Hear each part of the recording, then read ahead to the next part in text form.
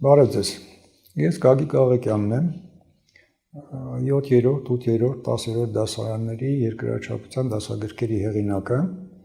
Հիմա նախարարությունը երաշխավորել է նաև 12-րդ դասարանի երկրաչափության այս դասագիրքը,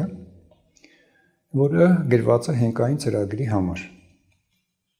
Դուք գիտեք, որ ավագ դպրոցում գործում է երկու ծրագիր՝ խորացված և հենկային։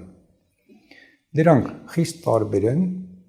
և բովանդակությամբ, և վերջնարդյունքներով, և ժամաքանակով, և նախատեսված են խիստ տարբեր նպատակներ, կարիքներ, հնարավորություններ ունեցող աշակերտների համար։ Ուրեմն 12-րդ դասարանի հենկային ծրագիրը ընդամենը 1 կիսամյակ է, շաբաթական 1 ժամով, այսինքն ընդամենը 16 ժամի համար է նախատեսված։ Ամփոփիչ աշխատանքների և կրկնության համար նաև ժամեր են տրամադրված և այնտեղ մնում է ընդամենը 12 ժամ։ Դասագիրքը պարունակում է 120 խնդիր 12 ժամի համար, խմբային աշխատանքներ, կրկնության առաջադրանքներ, որոնք նաև նախապատրաստելու են ավարտական քննությանը։ Կան QR կոդերով ինտերակտիվ մոդելներ, որոնք եղել են նաև 7-րդ դասարանում, 8-րդ դասարանում, 10-րդ դասարանում։ Մեթոդական ձեռնարկը, ուղեկցող մեթոդական ձեռնարկը նույնպես ունի այն կառուցվածքը, մոտավորապես բնականաբար բովանդակությունը այլ է, բայց կառուցվածքային դետալները նման են մյուս գրքերի կառուցվածքին և ոճին։ Այսինքն ներկայացված են բոլոր թեմաների համար ժամային բաշխումները, նպատակները, վերջնարդյունքները և պարագրաֆների համար նույնպես ուրեմն նպատակները, վերջնարդյունքները։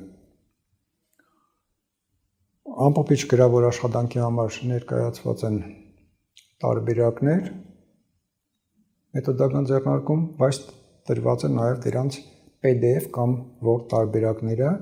ներբեռնելու հնարավորություն։ PDF-ը փաստորեն կարելի է արդեն տպել և անցկացնել գրավոր աշխատանքը, իսկ Word տարբերակները նախատեսված են այն դեպքերի համար, եթե դուք ցանկություն կունենաք ինչ-որ փոփոխություններ անելու, միավորները, առաջադրանքների օրինակ փոխելու, քանակը փոխելու կամ դրանցից նոր տարբերակներ ստեղծելու համար։ Լավ է, որ հենկային ծրագրով դպրոցը, ուսուցիչը, աշակերտը կունենան առանցին դասագիրք, որովհետև, ինչպես արդեն ասեցի, գործող կամ հաստատված երկու ծրագրերը շատ տարբեր են և դրանք համատեղելը լավ բանի չէր կարող բերել։ Մի բանի մասին էլ ասեմ, որ այս վիդեոդիմումը չի նշանակում, որ մենք չենք ունենալու օնլայն կամ օֆլայն հանդիպումներ,